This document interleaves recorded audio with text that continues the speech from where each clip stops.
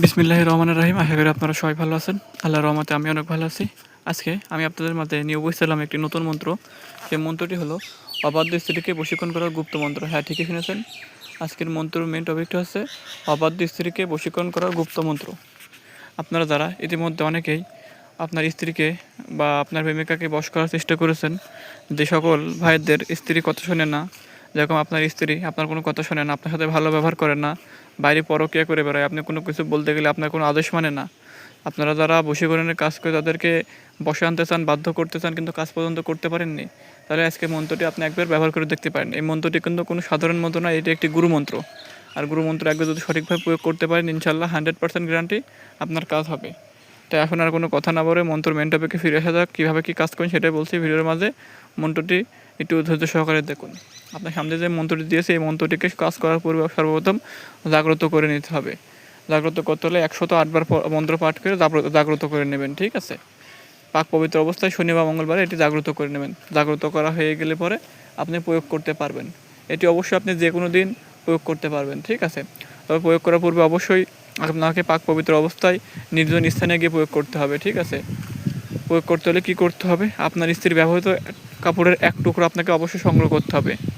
সেটি সংগ্রহ করে নিয়ে উক্ত মন্ত্রটি লাল কলম দ্বারাও ওই কাপড়ের উপরে লিখবেন, আর অমুকের জায়গায় আপনার স্ত্রীর নাম দেবেন।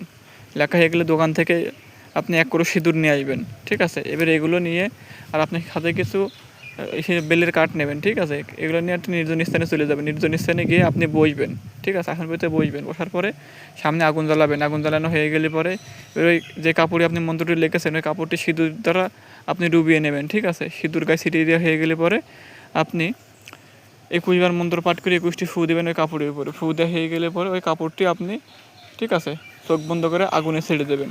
আগুনে ছেড়ে দেওয়া হয়ে গেলে পরে আগুনে ওই কাপড়টি পুরো সম্পূর্ণ হয়ে গেলে পরে, ঠিক আছে, যতক্ষণ না পোড়া পড়বে, পোড়া শেষ হবে, আপনার এখানে বসে থাকবেন। পোড়া সম্পূর্ণ হয়ে গেলে পরে ওই সম্পূর্ণ ছাই আপনি যে কোনো একটা পাত্রে তুলে নেবেন। তুলে নেওয়া হয়ে গেলে পরে এটি যেগুলো তো খালে, ঠিক আছে, বা নদীতে বা গাঙে চলন্ত পানিতে এটি ভাসিয়ে দেবেন। এই ছাইটি ভাসিয়ে দেওয়ার সাথে সাথে আপনার স্ত্রী, ঠিক আছে, আপনার স্ত্রী বরফের মতন ঠান্ডা হয়ে যাবে। আপনার প্রতিটা আজ্ঞা শুনবে, আপনি যা বলবেন তাই শুনবে। বুঝতে পারছেন?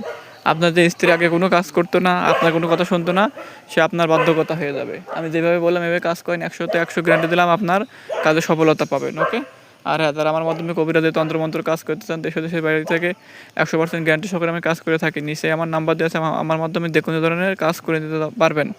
বান মারা, বান কাটা, বিচ্ছেদ, বশীকরণ সকল ধরনের তন্ত্রমন্ত্র কাজ করা হয়। ওকে? আর আপনারা যদি এই কাজটি করতে না পারেন, ঠিক আছে, অবশ্যই আমার সাথে যোগাযোগ করবেন, আমি চালানের মাধ্যমে করে দেবো। 100% গ্যারান্টি আপনার কাজ হয়ে যাবে।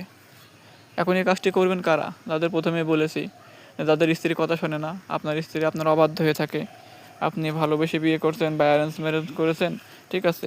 একজন ইমানদার সঠিক স্ত্রী যদি আপনার পাশে না থাকে, আপনার সারাটা জীবন কিন্তু আপনার জাহান্নাম হয়ে যাবে। আর আপনার স্ত্রী যদি আপনার কথা শোনে, আপনার প্রতিটা আজ্ঞা পালন করে, তাহলে আপনার জীবনটা কিন্তু জান্নাত হয়ে যাবে। তাই স্ত্রী নির্বাচনের পূর্বে অবশ্যই ভেবেচিন্তে কাজগুলো বিবাহ সাথে করবেন, ঠিক আছে? আর আপনার স্ত্রী, ঠিক আছে, এই মন্ত্রটি একবার প্রয়োগ করেন, সে সারা জীবনের জন্য আপনার বশে চলে আসবে। আপনি তাকে উঠতে বললে উঠবে, বসতে বললে বসবে। এক কথায় আপনি তার স্বামী। আপনি তাকে যা বলবেন সে তাই শুনবে। তখন আর আপনার স্ত্রী আপনার কথা অবাধ্য হবে না, আপনার কথা মান রাখবে। আপনি যা বলবেন তাই শুনবে। আর কোনো শয়তানি, আর কোনো ঝামেলা সে করতে পারবে না। তাই এইভাবে মন্ত্রটি বলা রয়েছে, এইভাবেই কাজ করবেন, উল্টাপাল্টা কোনো কাজ করবেন না। আর অবশ্যই আপনারা যারা কাজ করেন, কাজ হয় না, তারা অবশ্যই আমার দোষ দেবেন না, আগে নিজের দোষটি খুঁজবেন। আপনার মন্ত্রটির কাজ কেন হচ্ছে না, আপনার হয়তো সঠিকভাবে প্রয়োগ করতে পারেননি। ওকে? আপনারা সবাই ভালো থাকবেন, দেখা হবে পরবর্তী ভিডিওতে।